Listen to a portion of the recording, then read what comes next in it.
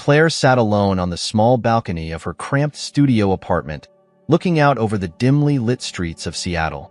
She clutched a cup of coffee in her hand, lukewarm now, abandoned during one of her many brooding silences. It had been 2 years since Ryan's death, but the pain still lingered, a dull ache that never fully dissipated. Claire had once been a prominent journalist, known for her fearless reporting and unyielding pursuit of truth. But love had changed everything. She remembered the exact moment she chose to walk away from her career. Ryan had looked into her eyes, his gaze full of promises. "We'll make it work," he had said, his voice firm yet tender. Trusting him, she had let go of her ambition, trading deadlines for domesticity. It was a decision she never thought she'd regret, until the accident. Ryan's sudden death had shattered not only her heart, but also her sense of stability. He had been her anchor, the one constant in a world that was now foreign and hostile. She quickly found herself spiraling down a financial abyss. The savings that Ryan had left behind weren't enough to sustain her lifestyle. The bills piled up, and the threat of eviction became a looming reality. Desperate for work, she took a job as a housekeeper on a cruise ship, cleaning rooms and wiping tables, a far cry from the life she had envisioned. The cruise was her escape from the city that held too many memories. It was a temporary solution, a way to keep herself afloat, but every day felt like a compromise, each hour a reminder of what she had lost. The passengers were mostly wealthy, detached from her world of surviving paycheck to paycheck. Yet, their lives intrigued her. She found herself observing them, analyzing their stories in her mind. Old habits of journalism died hard. At night, when the ship was quiet and the ocean stretched endlessly beneath a starless sky, Claire allowed herself to mourn. It was safer that way. No witnesses, no questions. She often revisited the day of Ryan's death in her mind, replaying the details like a detective examining a cold case. The call from the hospital, the sterile smell of the morgue, the sight of his lifeless body, it all felt unreal, as if it belonged to someone else's tragedy. Yet, the emptiness beside her every morning was all too real. Despite the grief, something else gnawed at her, a sense of unfinished business. Ryan's death had been labeled an accident, but a lingering doubt remained in her mind. Claire's instincts, the ones that once led her to uncover hidden truths, whispered that there was more to the story. But with Ryan gone, she felt powerless to pursue answers. She had grown distrustful, even of those who tried to help her. Kind gestures seemed tainted, as if they carried ulterior motives. Ryan had taught her to be open, to let people in. Now, she had built walls around her heart, higher than ever before. As she stood up to leave the balcony, a seagull landed on the railing, staring at her with piercing eyes. For a fleeting moment, she saw a reflection of her own defiance in its gaze, a reminder that despite everything, she was still here, still surviving. And then, somewhere deep within her, a small flame of determination flickered. Maybe, just maybe, she wasn't entirely ready to let the past rest. Claire's routine on the cruise was as monotonous as the gentle sway of the ship. Each morning, she would rise before dawn, her body moving mechanically as she prepared for another day of cleaning. She would push the cart down the narrow hallways, her eyes focused on the path ahead, avoiding eye contact with passengers. Her role was to be invisible, and she had mastered it. But on the 4th day of the trip, something disrupted her carefully maintained detachment. It happened during lunch service. Claire was stationed near the entrance of the grand dining hall, making sure the buffet counter stayed clean. The room was filled with the chatter of passengers and the clinking of silverware against porcelain. She was wiping down a table when she felt a sudden chill, a prickling sensation at the back of her neck. She looked up, her gaze scanning the crowd, and then she saw him. A man, standing by the windows, his silhouette bathed in the soft afternoon light. He was looking out to sea, unaware of her stare. But Claire's heart was already racing, her grip on the cleaning cloth tightening until her knuckles turned white. The man's build, the slope of his shoulders, even the way he stood. It was all so familiar. Her mind screamed a name she hadn't dared to say aloud in months. Ryan? She blinked rapidly, as if trying to clear away the illusion. But when she looked again, he was still there, leaning casually against the window frame. Her legs felt weak, and she stumbled backward, bumping into another staff member. "Are you okay?" a colleague asked, concern etched on his face. Claire barely registered the question, her focus still on the man. "Yeah, I'm fine," she managed to mutter, her voice shaky. She forced herself to look away, pretending to fix a misplaced fork on a nearby table. Her mind raced, her heart hammering in her chest. It couldn't be him. Ryan was dead, she reminded herself firmly. She had identified his body, attended the funeral, seen the closed casket lowered into the ground. And yet, the resemblance was undeniable. For the rest of the afternoon, Claire's concentration wavered. Her thoughts were consumed by the man who looked so much like Ryan. The urge to follow him, to confront him, was almost unbearable. But fear held her back. What if she was just seeing things, her mind playing tricks on her? She had read about this kind of phenomenon, grief-induced hallucinations, mirages created by longing. She decided to wait. She needed another glimpse, something to confirm that her mind wasn't betraying her. Later that evening, as the ship hosted a formal dinner for the guests, Claire stationed herself at the back of the ballroom, her eyes scanning the crowd. She was looking for him, for the face that had haunted her thoughts all day. And then she saw him again. He was standing at the bar, talking to a group of passengers, a glass of whiskey in his hand. This time, Claire noticed more details. The way he laughed, his hands moving animatedly as he spoke. It was Ryan's laughter, Ryan's gestures. Her chest tightened, a mix of hope and dread. She wanted to run to him, to grab his arm and demand answers. But her feet remained rooted to the spot, her mind paralyzed by doubt. "Do you know him?" a waiter asked as he walked by, noticing her fixed stare. "No," she lied, her voice barely audible. "I thought I did, but it's no one." Claire's sleep that night was restless, plagued by dreams of Ryan. In one dream, he was reaching out to her, calling her name. But when she tried to run towards him, her legs felt heavy, as if trapped in quicksand. She woke up drenched in sweat, her heart aching with an intensity she hadn't felt in months. The following morning, Claire made a decision. She needed to know who this man was. She had to be sure, no matter how painful the truth might be. She asked around discreetly among the staff, trying to gather information about the mysterious passenger. Her inquiries were met with vague answers. He was just another guest, apparently traveling alone. Feeling a surge of desperation, Claire finally approached the reception desk. She had rehearsed her question, trying to make it sound casual. "I noticed one of the passengers looks familiar," she said, her voice steady. "Do you happen to know his name?" The receptionist, a young woman with a kind smile, glanced at Claire curiously. "We're not supposed to give out personal information, but I can at least tell you his name. He's registered as Lucas Turner." Lucas Turner, Claire repeated to herself. It was a name she didn't recognize, but the sense of familiarity remained. Her mind buzzed with questions. Could it be an alias? Could Ryan have faked his death somehow? The rational part of her rejected the idea as absurd, but her heart, desperate for closure, clung to the possibility. Claire's obsession with Lucas Turner deepened over the next few days. She found herself watching him from a distance, noting his routine, studying his mannerisms. He spent his mornings at the gym, afternoons by the pool, and evenings at the bar. She tried to convince herself that it was just curiosity, but deep down, she knew it was more than that. On the fifth night, she gathered the courage to approach him directly. It was after dinner, and Lucas was seated alone at one of the quieter corners of the deck, a book in his hands. Claire's legs felt like lead as she walked towards him, her heart pounding louder with each step. When she was just a few feet away, Lucas looked up, his eyes meeting hers. For a moment, Claire felt the world tilt around her. The eyes, those familiar, piercing blue eyes.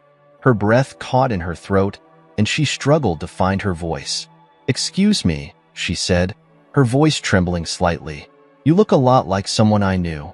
Lucas raised an eyebrow, a hint of curiosity in his gaze. "Is that so?" "I've been told I have one of those faces," he replied, a faint smile playing on his lips. Claire felt a mixture of relief and frustration. His voice was different, but the resemblance was too strong to ignore. "What brings you on this cruise?" she asked, trying to keep her tone casual. Lucas leaned back in his chair, his eyes still fixed on hers. "Just needed a break, I suppose. Life can get overwhelming sometimes." The words hit Claire like a punch. It was something Ryan had once said to her, almost verbatim. A surge of anger mixed with confusion welled up inside her. She wanted to shout, to demand the truth. But instead, she nodded, forcing a tight smile. "Yeah, I get that," she said, before turning away, her mind a storm of emotions. As she walked back to her cabin, one question echoed in her mind. Was it possible? Could Ryan really be alive? Claire's mind was a battlefield. The more she observed Lucas, the more she was convinced that there was something off about him. Everything about him. His smile, his mannerisms, even the way he held a glass, mirrored Ryan's gestures perfectly. It couldn't just be a coincidence. Claire's instincts, sharpened by years of investigative journalism, were on high alert. She knew she had to get closer, to learn more about Lucas Turner. The next morning, Claire decided to change her approach. She would no longer watch from a distance. Instead, she needed to engage him, test him, push his boundaries. But she also had to be cautious. She couldn't afford to let her emotions cloud her judgment, no matter how desperately she wanted answers. She found her opportunity at a cocktail party on the ship's upper deck. The event was filled with elegant passengers dressed in their finest, but Claire's eyes were locked on Lucas, who stood near the bar, chatting with a couple of guests. Claire took a deep breath, adjusted her dress, and made her way over. "Lucas Turner, right?" she asked with a friendly smile, pretending to be just another curious passenger. "We've run into each other a few times." "I'm Claire." Lucas turned to her, his expression warm but guarded. "Yes, I remember you," he said, extending his hand. "Nice to officially meet you, Claire." As they shook hands, Claire felt a strange mix of familiarity and unease. His grip was firm, just like Ryan's. She fought to keep her voice steady. "I couldn't help but notice you seem quite familiar. Have you been on this cruise before?" Lucas chuckled lightly, a hint of amusement in his eyes. "No, first time," he replied, "but I do travel a lot. Maybe we've crossed paths somewhere else." His response was vague, and Claire seized the opening. "Oh, really? What do you do that keeps you traveling so much?" Lucas hesitated for a fraction of a second before answering. "I'm involved in philanthropy. I work with refugees and displaced communities, mainly in conflict zones. It's exhausting but rewarding." Claire felt a twinge of disbelief. The story sounded polished, too perfect, but there was also a ring of truth to it. Ryan had always talked about wanting to help others, to make a difference. The resemblance was uncanny, and it only deepened her suspicions. "That's impressive," Claire said, feigning admiration. "My late husband used to work in a similar field. He was passionate about humanitarian causes." She watched Lucas's reaction closely, hoping for a flicker of recognition. For a moment, his expression shifted, his eyes darkening slightly. But just as quickly, he composed himself, offering a polite nod.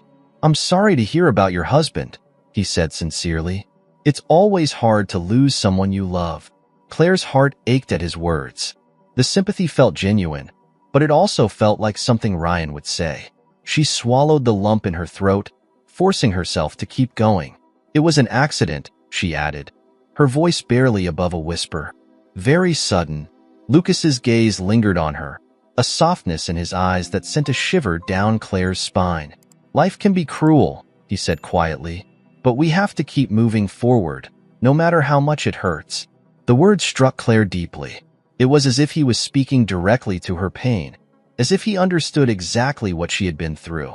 The rational part of her screamed that it was all an act, but another part, the part still in love with Ryan, wanted to believe him. Over the following days, Claire found herself drawn to Lucas more and more. She tried to ask him about his past, probing with questions that were designed to catch him off guard. "Have you always lived in the States?" she asked one afternoon, as they sat at a quiet corner of the deck. Lucas seemed unfazed. "I was born here, but I've spent most of my adult life abroad," he answered smoothly. "Work has taken me all over." Claire narrowed her eyes slightly. It must be hard, always being on the move. No time for a stable life. Lucas's expression was thoughtful.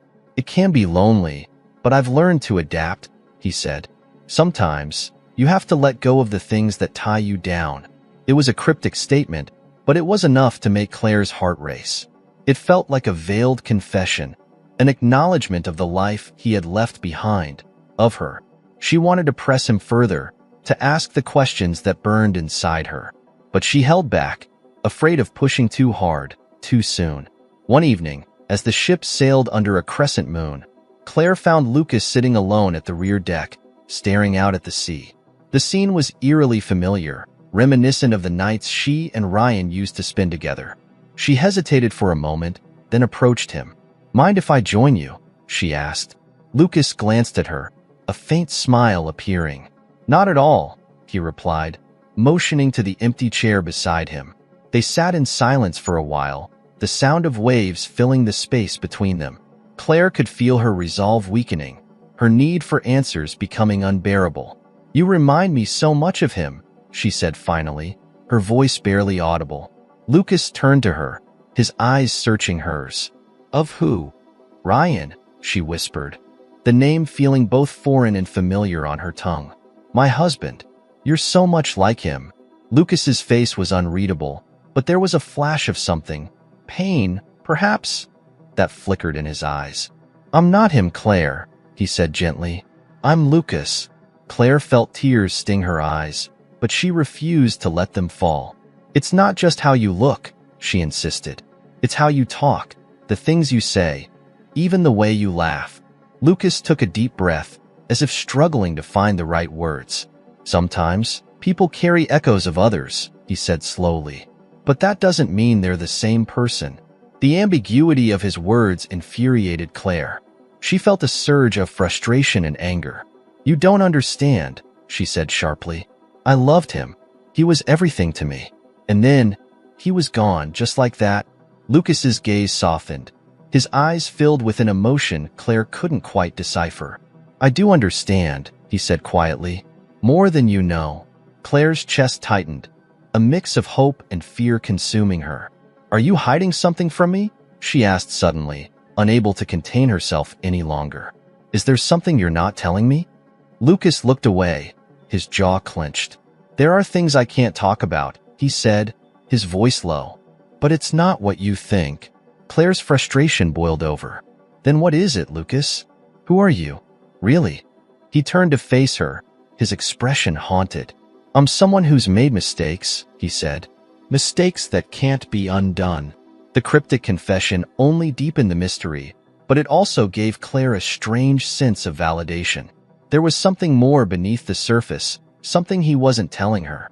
And Claire knew she wouldn't rest until she uncovered the truth. The days following their conversation were a haze of mixed emotions for Claire. Lucas had become more than just a lookalike. He was now the focal point of her obsession. Despite his evasive answers and cryptic remarks, she was certain that Lucas Turner was hiding something, possibly even hiding who he really was. Determined to peel away the layers of deception, Claire decided to confront him more directly. She needed to find out if Lucas truly held the answers she sought, even if it meant risking her own sanity. Late one afternoon, as the ship approached the shores of Santorini, the passengers were buzzing with excitement about their upcoming excursion. But Claire had no interest in the picturesque islands or the sunlit beaches. Her focus was solely on Lucas, who had, as expected, decided to stay on board.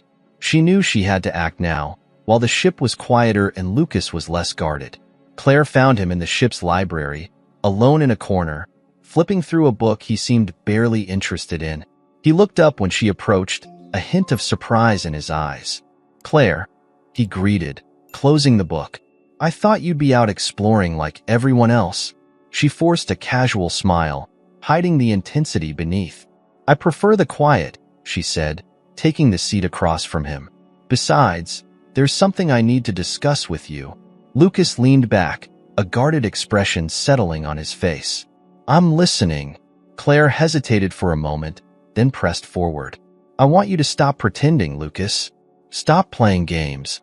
His eyes narrowed slightly, but he remained silent, waiting for her to continue.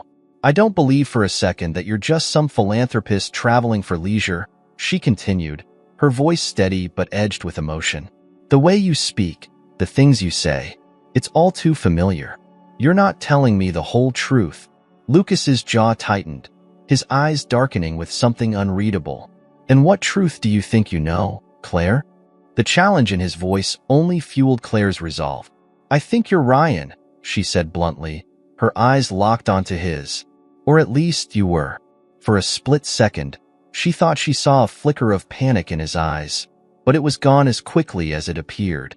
Ryan's dead, Lucas replied, his voice low but firm. You saw the body, didn't you? The question sent a cold shiver down Claire's spine. He knew too much. Yes, she admitted, her voice shaking. But that doesn't mean you're not him. People can fake deaths, create new identities. I was a journalist, Lucas. I know how these things work. Lucas leaned forward, his gaze intense. And why would someone go to such lengths? To fake their own death, leave everything behind, including the person they love? Claire's heart pounded at his words, each one laced with a strange blend of anger and longing. Maybe it was to protect someone, she said, almost defiantly. Or maybe there was something bigger, something dangerous that made it necessary. A heavy silence settled between them, broken only by the faint creaking of the ship. Lucas finally looked away, his expression torn. You want me to be him, he said softly, as if speaking to himself. You need me to be him. Claire felt a surge of frustration, her voice rising. It's not about what I want. It's about the truth. If you really are Ryan, you owe me that much. Lucas's face remained unreadable, but his voice was filled with an unfamiliar tenderness. Sometimes, the truth isn't as clear-cut as we want it to be, Claire.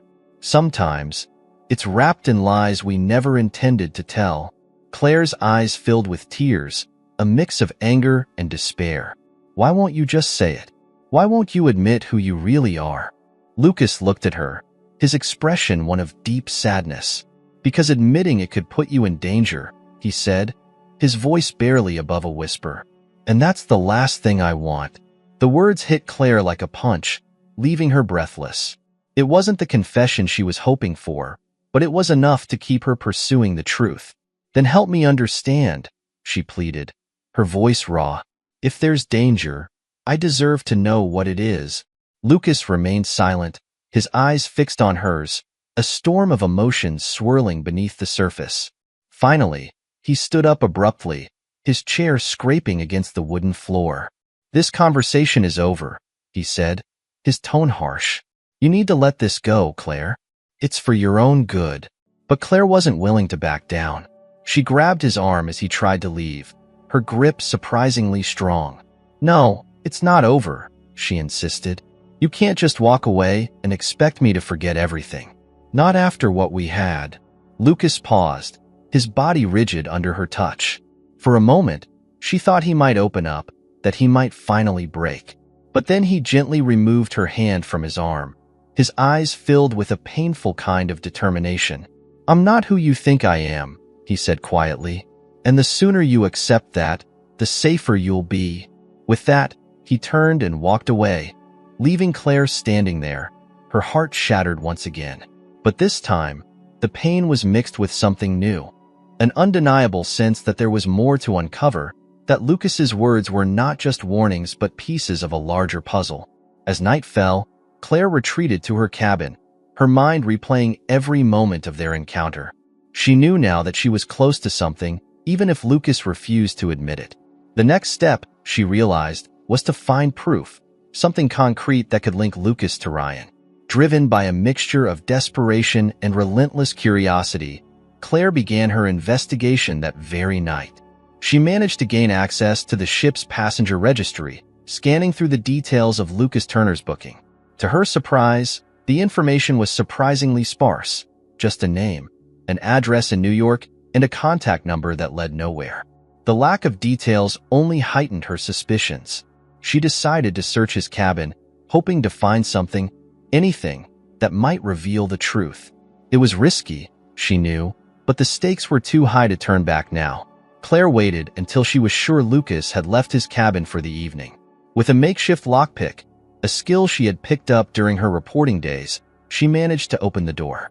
Her heart pounded as she stepped inside, the darkness of the room adding to the tension. The cabin was neat, almost sterile, with no personal items in sight. Claire moved quickly, checking drawers, suitcases, and even the bathroom cabinets. But it was as if Lucas had erased any trace of himself. Just as she was about to leave, defeated, she noticed a small leather-bound journal tucked under the mattress. Her hands trembled as she opened it. Inside, she found notes, names, and places, all written in a hurried script that felt familiar. But what caught her attention was a single word, scribbled repeatedly on one page. Ryan. Claire's heart raced as she realized the implications. The journal was the link she had been searching for, the missing piece that tied Lucas to Ryan's past. She closed the journal quickly, her mind spinning with questions. What was the real story? Why was Lucas, or Ryan, here, and what kind of danger was he so afraid of? As she slipped back into her own cabin, the weight of what she had discovered pressed down on her. The truth was closer than ever, but it was also more terrifying than she had imagined. Claire spent the next morning hidden in her cabin, the small journal spread out before her on the bed. Each entry revealed pieces of a life that Lucas, if he was indeed Ryan, had been living in secret. Most pages contained cryptic notes about meetings, coded locations, and references to people she didn't recognize. But what stood out were the fragments that seemed directed at her, scattered across the pages like whispers in the dark. Protect Claire, keep her away, and she can't know. Her mind reeled with questions. Why would Ryan go to such lengths to hide? And who or what was he protecting her from? The words filled her with equal parts dread and a strange sense of vindication. The man she loved was alive, but the circumstances of his return were darker than anything she had imagined. As the hours passed, a plan began to form in Claire's mind. If she wanted the truth, she would have to confront Lucas again, but this time armed with the knowledge she had gained. She needed to push him harder, force him to reveal the real reason he had faked his death. That evening, she waited for him on the ship's top deck, a place that had become a quiet retreat for passengers seeking solitude. The stars were bright above, the sea a dark, endless void below. Lucas appeared, as she had hoped, moving towards the railing with a weary expression. He seemed lost in thought, his shoulders heavy with an invisible burden. Claire stepped out of the shadows, her voice sharp and unwavering. "We need to talk." Lucas turned to face her, his eyes widening in surprise. "Claire," he said slowly. "This again? No more evasions." She cut him off, her tone firm. "I found your journal, Lucas. Or should I call you Ryan?" For the first time, she saw genuine fear in his eyes. He took a step closer, his voice low and urgent. "You shouldn't have done that, Claire. You have no idea what you've gotten yourself into." Claire refused to back down. "Then explain it to me," she demanded. "Who are you really? And why did you disappear?" Lucas's gaze was intense, a mixture of anger and desperation. "I faked my death to protect you," he admitted finally, his voice raw. "There were people after me, dangerous people. If they knew you were alive and connected to me, you would have been their next target." Claire's heart pounded at the words. "So it was all for my safety?" she asked, her voice laced with disbelief. "And you thought disappearing without a word was the best way to protect me?" Lucas's face was etched with pain. "It was the only way," he insisted. "I made enemies within the company I worked for. I uncovered something that put both of us at risk." Claire's mind raced back to the stories Ryan had told her about his work, the secretive deals and the potential for danger. "What did you uncover?" she pressed. Lucas hesitated, then looked away, as if the truth was too much to bear. "It was corporate espionage," he confessed. "But it went deeper than that. Organized crime, human trafficking, money laundering. I stumbled upon things I shouldn't have seen." The revelation hit Claire like a punch.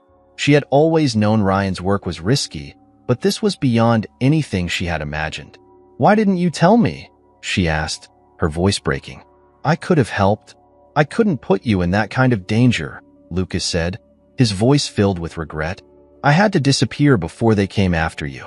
And even now, they're still out there, watching." Claire's mind swirled with the implications. The threat was still real, still looming over them both. "So what's your plan now?" she asked. "Keep pretending you're someone else forever?" Lucas's expression darkened. "I don't have a choice, Claire. If they find out I'm alive, it's not just my life on the line. It's yours too." For a moment, Claire felt a surge of fear, but it was quickly replaced by anger. "You should have trusted me," she said, her voice harsh. "You took away my choice, my right to decide for myself." Lucas's eyes were filled with pain. "I know," he admitted, "and I'm sorry, but I did it to save you." The sincerity in his voice broke through Claire's anger, leaving her feeling raw and exposed. She stepped closer, her voice trembling. "I never stopped loving you. You know that? Even after everything, I never stopped." Lucas's expression softened, a deep sadness in his eyes. "I never stopped loving you either," he said quietly, "but I can't let you be part of this. It's too dangerous." Claire's resolve hardened. "It's too late for that," she said. "I'm already involved, whether you like it or not. And I won't let you face this alone." Lucas looked at her with a mix of admiration and fear. "You're as stubborn as ever," he said, a faint smile tugging at his lips. "You taught me that." Claire shot back, her eyes locked on his. Before either of them could say more, the sound of footsteps interrupted the moment. Claire instinctively stepped back, and Lucas's expression shifted from tenderness to alarm. A group of men approached from the shadows, their faces partially obscured by the dim lighting. Claire's heart raced as she realized they weren't just passengers. They had the hard, focused look of professionals. "Lucas Turner," one of them called out, his voice cold and authoritative. "We need to have a word." Lucas's body tensed, his eyes narrowing. "Claire, get out of here," he hissed urgently. "Now." But Claire refused to move. "Not without you," she said defiantly. The men stepped closer, forming a semicircle around them. "This doesn't concern the lady," the leader said, his tone menacing. "We're only here for you." Claire's mind raced, but Lucas's voice cut through her panic. "Do as they say, Claire. Please." It was the pleading note in his voice that broke her. Reluctantly, she took a step back, her eyes never leaving his. "I'll find you," she vowed. "No matter what." Lucas's eyes were filled with a strange mix of fear and hope. "I know you will," he said softly. With that, the men moved in, grabbing Lucas roughly by the arms. Claire felt a surge of panic as they led him away, disappearing into the darkness of the ship's lower decks. She stood frozen, her heart pounding, the gravity of the situation sinking in. Lucas had been right all along. There were people hunting him, and now she was caught in the middle of it all. But Claire's fear quickly turned to resolve. She wasn't about to let the man she loved be taken away again, not without a fight. As the ship's lights flickered overhead, Claire made a silent promise to herself. She would uncover the truth, no matter how deep or dangerous it was. She would save Lucas, just as he had once tried to save her. The ship felt emptier without Lucas. The air was thick with uncertainty, and Claire felt the weight of isolation bearing down on her. She spent hours pacing the cramped space of her cabin, her mind racing with possible scenarios of what might be happening to him. Where had they taken him? What were they planning to do? The questions gnawed at her relentlessly. Claire knew she couldn't afford to be passive. She had to act, to find out who those men were and why they had come for Lucas. Gathering what little courage she had left, she ventured out, determined to retrace Lucas's last steps. She walked the length of the ship, studying every shadowed corner and speaking discreetly with staff members. She was careful not to arouse suspicion, masking her desperation behind a facade of calm. In the ship's security office, she overheard two guards talking about an incident from the previous night. She managed to slip inside, her nerves taut as she navigated the maze of surveillance screens. To her shock, she found a screen replaying footage from the deck where Lucas had been taken. She watched as the men escorted him into a restricted area below deck. It wasn't a part of the ship accessible to passengers. It seemed more like a hidden world beneath the surface. She quickly jotted down details, timestamps, the route they took, and anything that might help her find Lucas. But she knew this wasn't enough. She needed more information, someone who could provide real answers. Claire's instincts as a journalist kicked in. It was time to push her limits, to take risks she hadn't considered before. Later that afternoon, she spotted one of the men who had been with Lucas. He was at the ship's bar, nursing a drink, his posture relaxed but his eyes sharp, scanning the room. Claire felt a surge of adrenaline. She needed to approach him, no matter the risk. Summoning her courage, she slid onto the bar stool next to him, her voice casual but tinged with urgency. "Rough night?" she asked. The man turned to her, his eyes cold and assessing. "What's it to you?" Claire forced a small smile. "Just curious. I saw you on the deck last night. Looked like there was some trouble." The man's expression remained neutral, but there was a hint of wariness in his gaze. "You should mind your own business," he said gruffly. Claire leaned in slightly, lowering her voice. "I can't do that. Not when someone I care about is involved." The man's eyes narrowed, his interest piqued. "What's your connection to Lucas Turner?" "More than you think," Claire replied, her voice steady. "And I want to know where he is." The man chuckled, a humorless sound. "That's not something you want to get mixed up in, lady." "Too late for that," she shot back. "I've been mixed up in it from the start." There was a tense silence as the man seemed to consider her words. Finally, he sighed, taking a sip of his drink. "If you're smart, you'll walk away. This isn't your fight." Claire's eyes flashed with determination. "It became my fight the moment you took him." The man shook his head, almost as if he pitied her. "Lucas isn't who you think he is," he said quietly. "He's made enemies, powerful ones. You don't know the half of it." "Then tell me," Claire insisted. "Help me understand." The man glanced around, ensuring no one was listening, before leaning closer to Claire. "He's not just running from enemies. He's been playing both sides, using people to get what he needs. Some say he's a hero, others say he's a traitor. It depends on who you ask." Claire's heart raced at the revelation. Could Lucas really be both savior and deceiver? "But what about me?" she pressed. "Was he just using me too?" The man seemed to hesitate, as if he wasn't sure whether to answer. "I don't know about that," he finally said. "But I do know he's trying to protect you, whether you want it or not." Claire felt a mix of anger and confusion. "Where is he now?" she asked. The man sighed, as if resigned to the inevitable. "They've taken him to the lower levels, where they keep the high-risk detainees." "He's not going anywhere soon." Claire's stomach twisted at the words. "Why are they holding him? What do they want?" "Answers," the man said simply. "Lucas has information they want, and they're not leaving until they get it." Claire's mind was a whirlwind of thoughts, but one thing was clear. She had to find a way to reach Lucas before it was too late. The man's warnings lingered, but Claire was beyond fear now. She was driven by a single purpose: to get Lucas back, no matter what it took. The following night, Claire prepared for her most dangerous move yet. She had studied the ship's layout, memorized the route to the restricted area, and pieced together a plan. Disguised as a crew member, she made her way to the lower decks, her heart pounding with each step.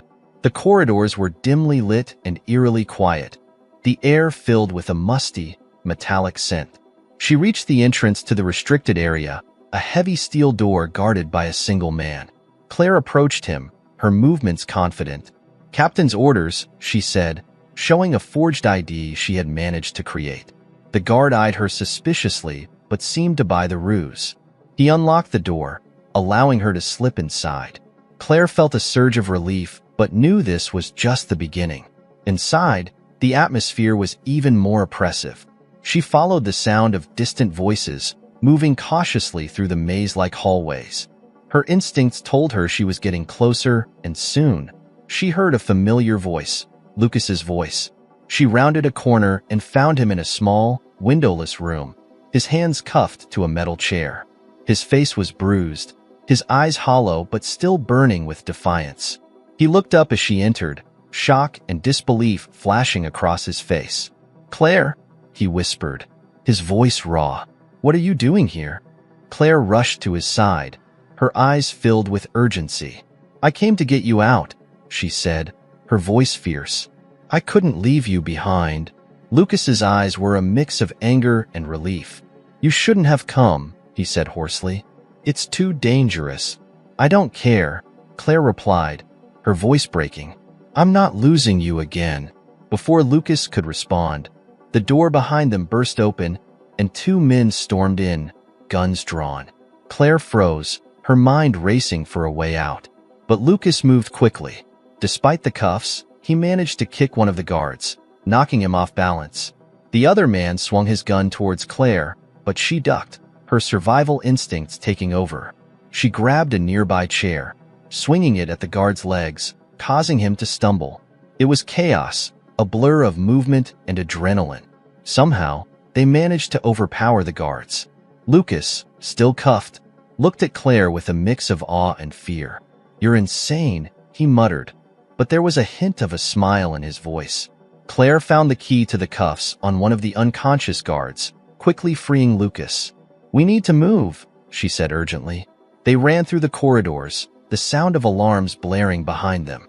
The ship's lower decks felt like a labyrinth, but Claire's determination was unbreakable. She knew she had to keep going, to get Lucas to safety. As they reached a narrow staircase leading back to the main deck, Lucas paused, grabbing Claire's arm. "Listen to me," he said, his voice urgent. "They won't stop coming after us. You need to leave, find a way off this ship." Claire's eyes blazed with defiance. "Not without you," she insisted. Lucas's gaze softened, filled with a raw vulnerability she hadn't seen before.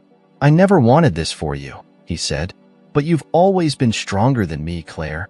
I see that now." Claire felt a lump in her throat, but there was no time for sentiment.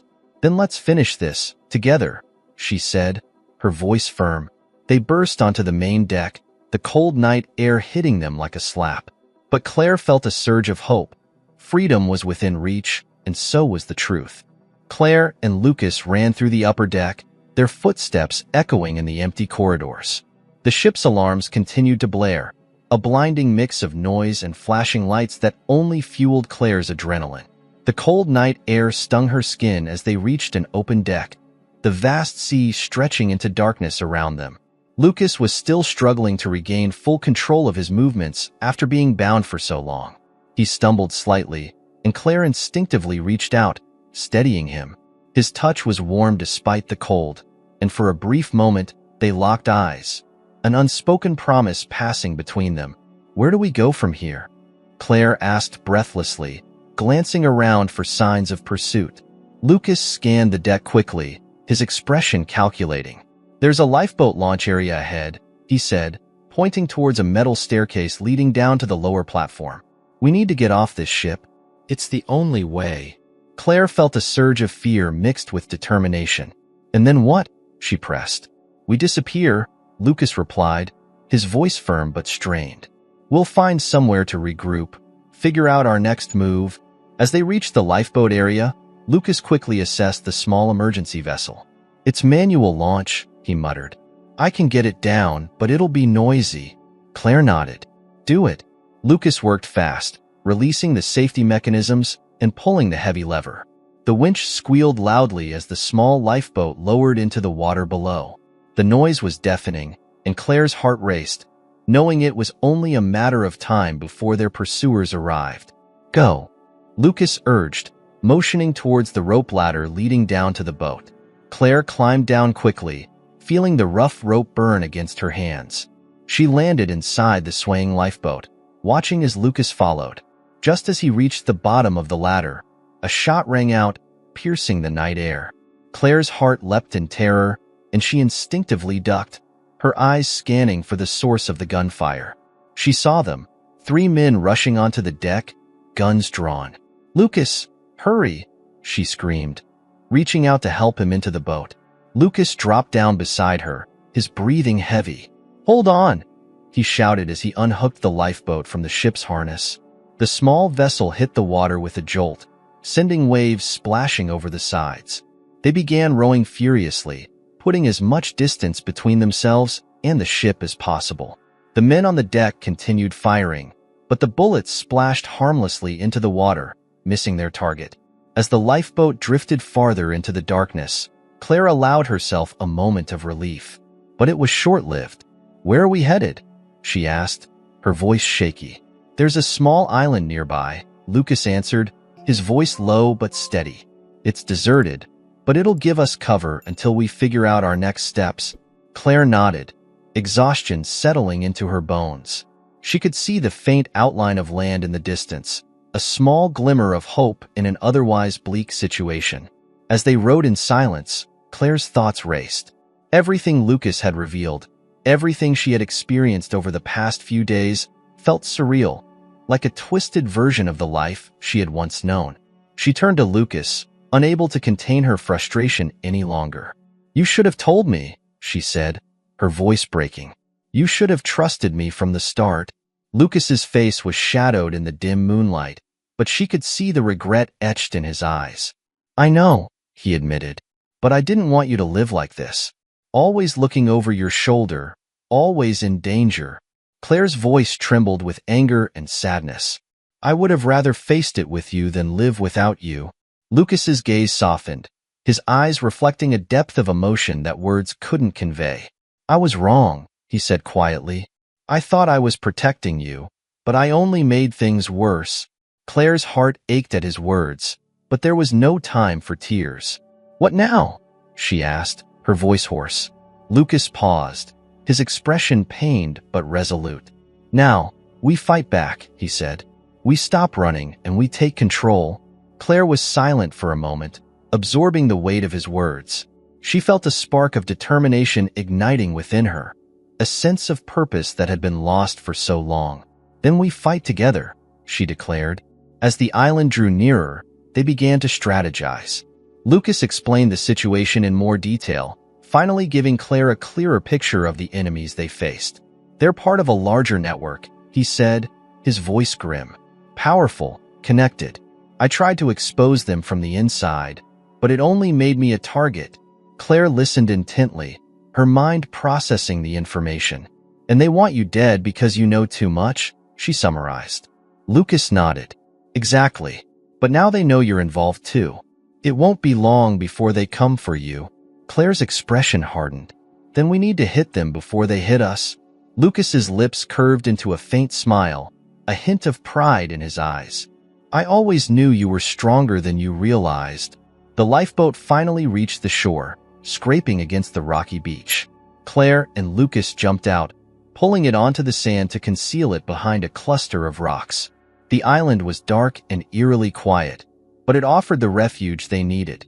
As they sat on the beach, catching their breath, Claire looked out at the ocean, her mind a whirlwind of fear and resolve.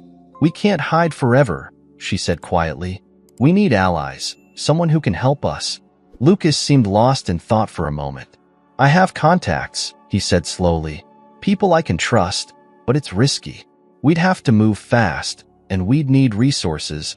Claire nodded, her mind already working. "I still have some connections too," she said.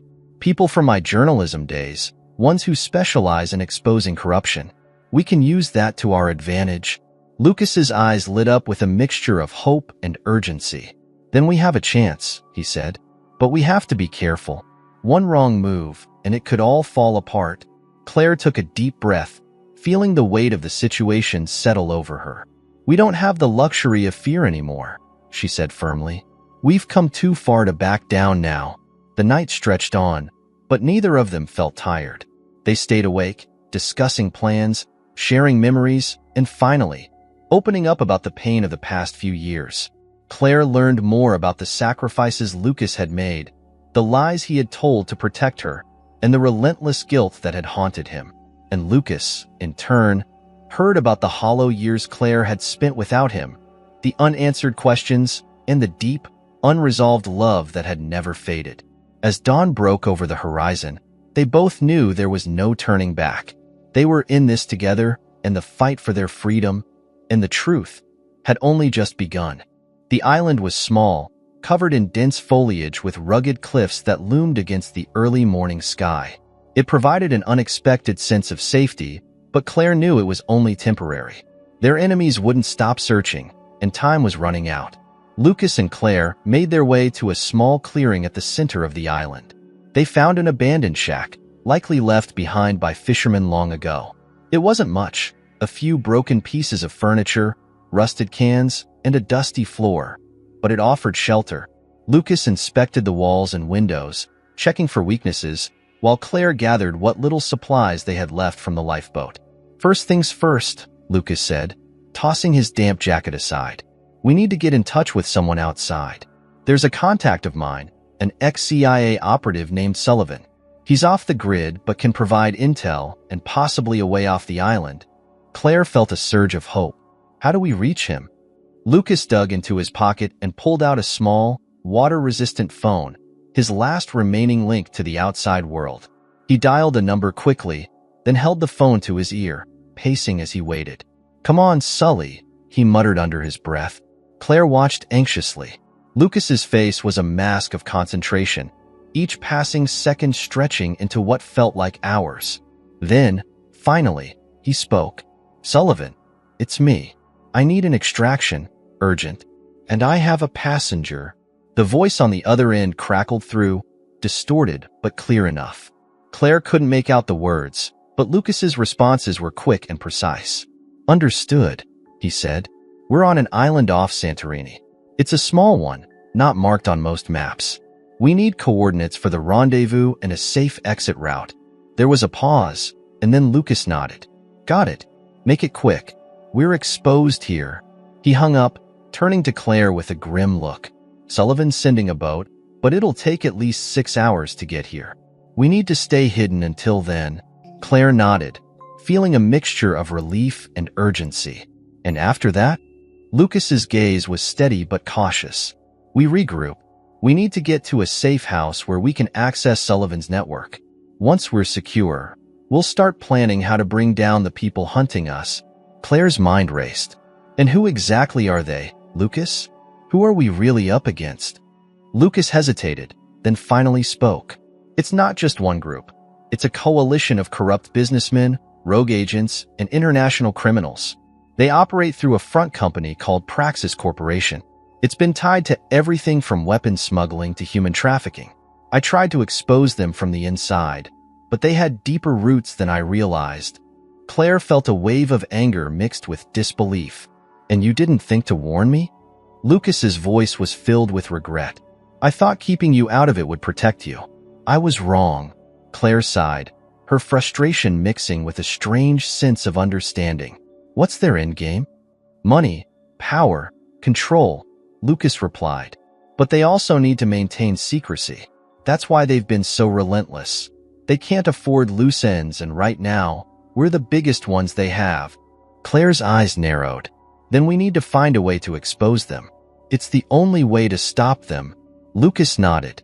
"Exactly. But that won't be easy. They have allies everywhere. People in high places will try to shut us down before we can even start." A heavy silence settled between them, broken only by the sound of waves crashing against the shore. Claire knew the odds were against them, but for the first time in years, she felt a sense of purpose that burned brighter than her fear. She turned to Lucas, her eyes resolute. "Whatever it takes," she said firmly. "I'm with you." Lucas's gaze softened, a mix of gratitude and sadness. "I never deserved you, Claire," he said quietly. Claire felt a lump in her throat, but she forced a small smile. "You did what you thought was right. Now, let's do it together." The hours passed slowly, each one filled with an uneasy sense of anticipation. They stayed low, keeping watch for any signs of approaching boats or helicopters. Claire's instincts as a journalist came alive, her senses sharp and alert. She couldn't help but mentally map out the angles of attack, possible hiding spots, and ways to escape if needed. Suddenly, the distant sound of a motor broke through the silence. Claire's heart leapt as she and Lucas rushed to the edge of the cliff. A speedboat was approaching, fast, but not stealthily. It wasn't Sullivan's extraction. "It's them," Lucas said, his voice low but urgent. "They found us." Claire felt a surge of panic. "What do we do?" "We need to hold them off until Sullivan arrives," Lucas replied. "There's no way we can outrun them now." They sprinted back to the shack, gathering whatever makeshift weapons they could find. Metal rods, broken planks, and the few supplies they had left. Lucas handed Claire a small knife, his eyes serious. "Stay behind me," he instructed. "And if things go bad, just run." Claire shook her head. "I'm not leaving you." Lucas didn't argue. There was no time. The men were closing in, moving quickly through the dense foliage, their footsteps growing louder. Claire's grip tightened on the knife, her heart pounding in her chest. The first attacker emerged from the trees, a burly man with a gun drawn. Lucas moved fast, lunging forward and disarming him in a brutal, efficient motion. Claire felt a surge of adrenaline as she swung her metal rod at another attacker, catching him off guard. It was chaos, a blur of fists, kicks, and desperate maneuvers. Claire and Lucas fought with everything they had, driven by a primal will to survive. But they were outnumbered, and it became clear that they couldn't hold out for long. Just when Claire felt her strength faltering, the sound of another boat engine filled the air. It was louder, more powerful, and it was coming from the opposite side of the island. Claire's heart soared with hope. "Sullivan!" Lucas shouted, recognizing the sound. The attackers seemed to realize this too. There was a moment of hesitation, and then they retreated, disappearing into the trees. Claire collapsed to the ground, her body trembling with exhaustion. Lucas knelt beside her, his face etched with concern. "Are you hurt?" Claire shook her head, catching her breath. "I'm fine," she said, her voice hoarse. "But we need to go now." They made their way to the opposite shore, where Sullivan's boat was waiting. A tall, rugged man stood at the helm, his eyes sharp and focused. "Get in, both of you," he shouted. Claire and Lucas scrambled aboard, collapsing onto the deck as Sullivan gunned the engine, speeding away from the island. The danger wasn't over, but they had managed to escape, at least for now. As the island faded into the distance, Claire looked at Lucas, her eyes filled with a mixture of relief and determination. "We made it," she said, her voice barely above a whisper. Lucas's hand found hers, his grip strong and steady.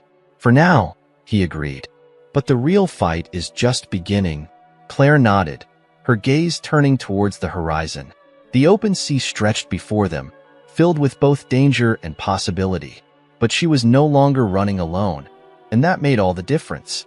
The boat cut through the waves, leaving the dark silhouette of the island behind. The wind whipped against Claire's face, a cold reminder of the risks they still faced. As the adrenaline began to wear off, she felt the exhaustion in her bones, each muscle aching from the fight. But she couldn't let herself relax. There was too much at stake. Lucas and Claire sat side by side on the deck, both silent as Sullivan steered the boat toward the mainland. The morning sun began to rise, casting a faint glow over the water. It was surreal, the calmness of the sea contrasting sharply with the chaos they had just escaped. Sullivan finally broke the silence. "You two made quite the mess back there," he said gruffly, glancing over his shoulder. "I hope it was worth it." Lucas nodded, his face hardened by the ordeal. "We got what we needed," he said. "Now we need to move fast." Claire turned to Lucas, her eyes still filled with questions. "What's the next step? How do we actually stop them?" Lucas looked at her, his expression a mix of determination and weariness. "First, we need to regroup and gather allies," he explained. "We can't take on Praxis Corp alone, but I know people who can help, people who've been fighting these kinds of battles for years." Claire thought about the danger they were still in, the powerful enemies they were up against.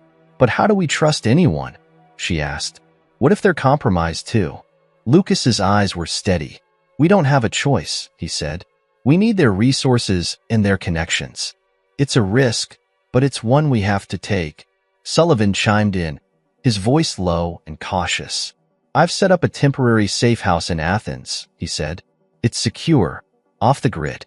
We can lay low there, make contact with Lucas's people, and figure out our next move."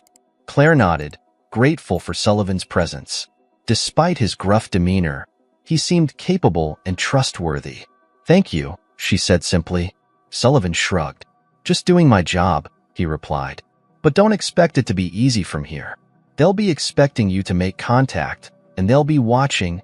Lucas glanced at Claire, a silent understanding passing between them. "We know," he said. The boat reached the shore just before noon, docking at a small, secluded marina. It was a quiet area, away from prying eyes and the bustle of the city.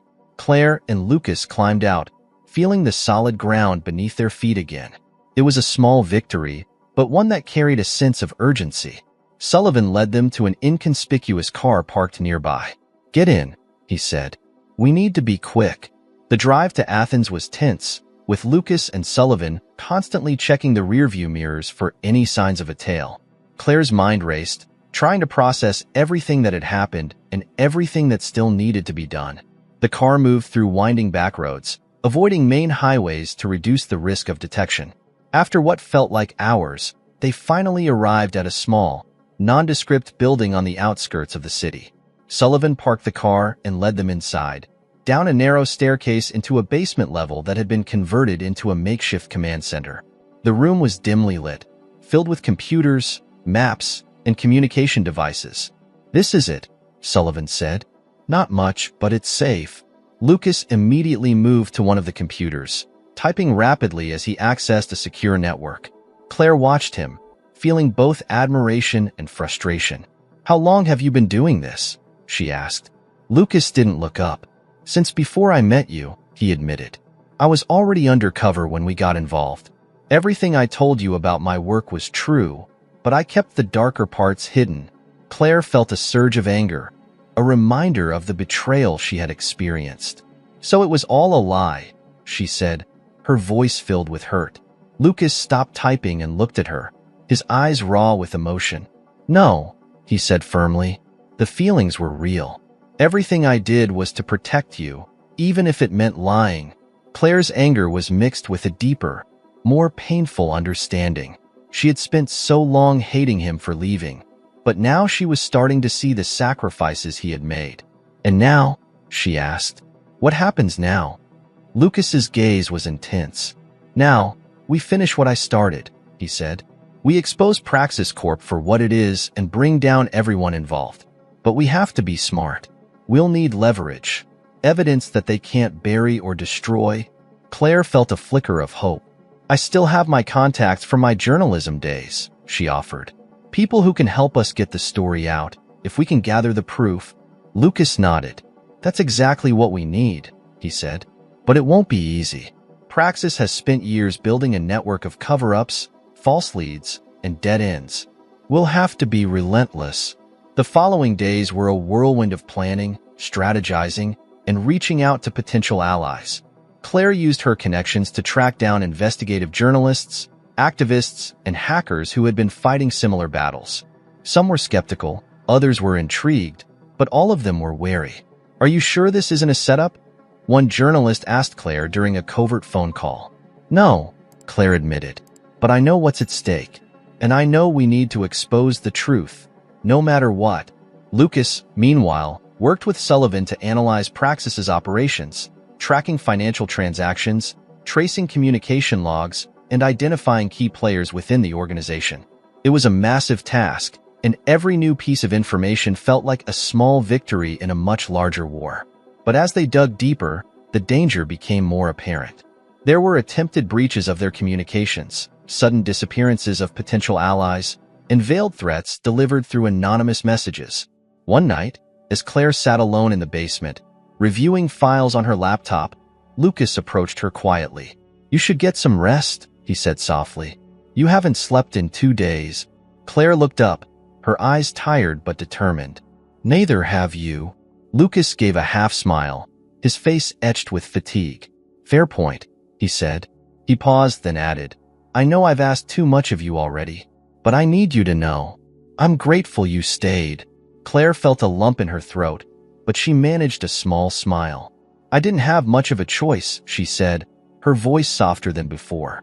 "You left me once. I couldn't let it happen again."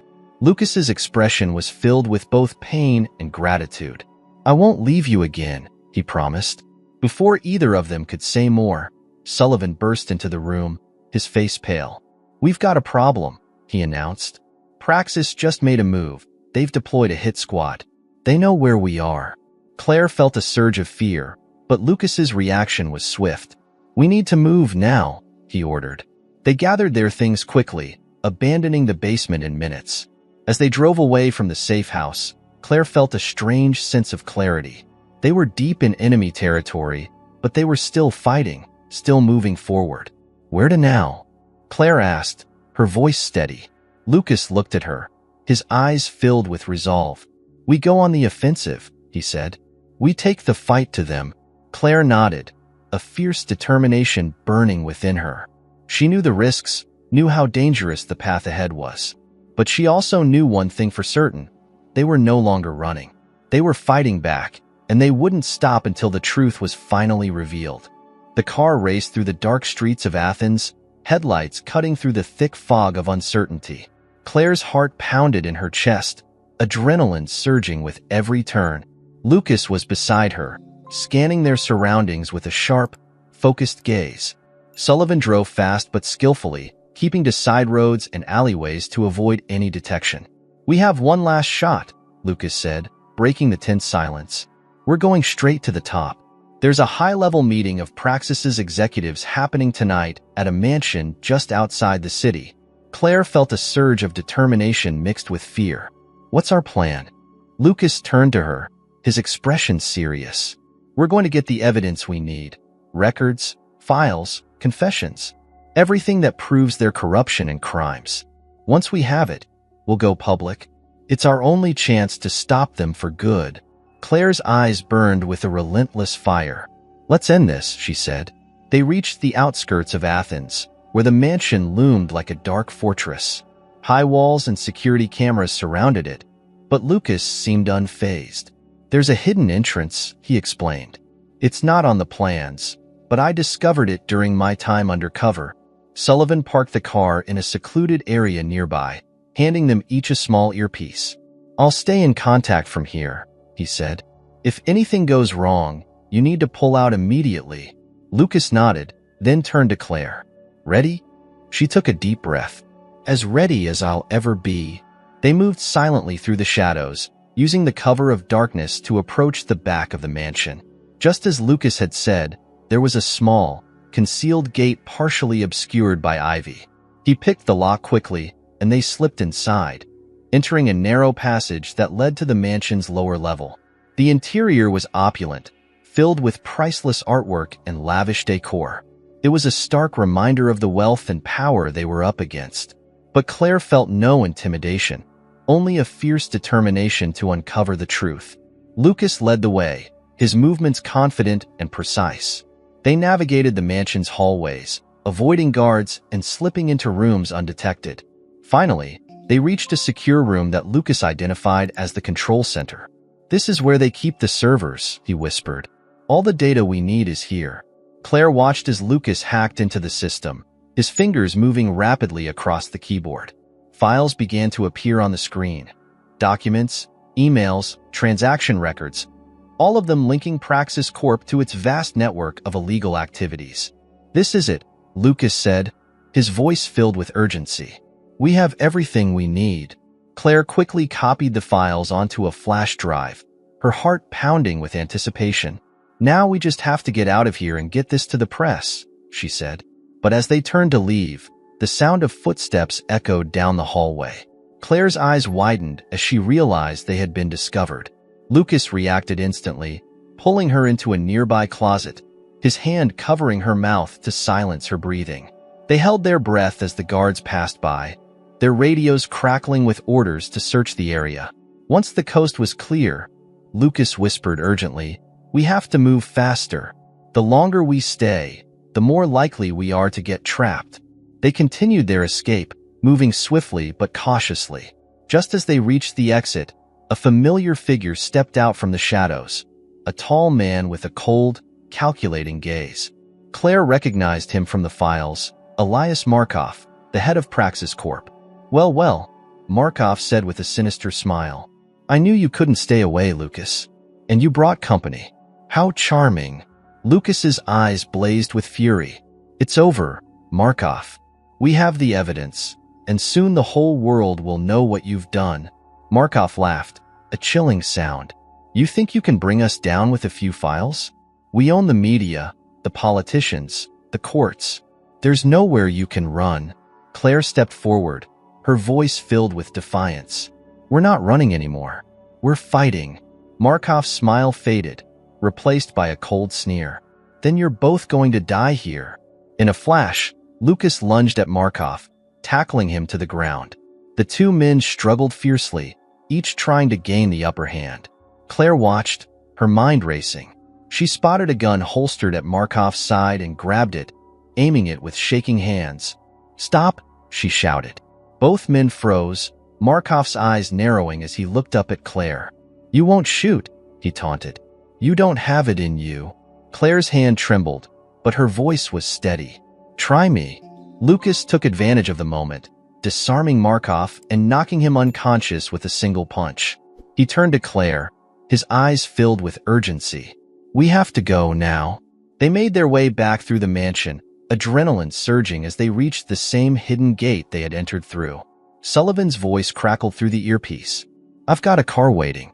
You have less than 3 minutes before the backup arrives." Claire and Lucas sprinted towards the exit, their hearts pounding with every step. They reached the waiting car and jumped in, Sullivan flooring the accelerator as they sped away from the mansion. "We got it all," Claire said breathlessly, holding up the flash drive. "Now we just have to get it out there." Sullivan nodded. "I have contacts at a secure news outlet. They'll get this to the right people." Lucas turned to Claire, his eyes filled with both relief and lingering tension. "It's not over yet," he said. "Once this goes public, there'll be fallout. People trying to cover their tracks, others seeking revenge." Claire met his gaze, a steely resolve in her eyes. "Let them come," she said. "We're ready." The following hours were a blur of strategic phone calls, encrypted emails, and covert meetings. The flash drive made its way into the hands of trusted journalists, who immediately began breaking the story. News outlets across the globe picked up the information, detailing the full extent of Praxis Corp's operations, fraud, trafficking, murder.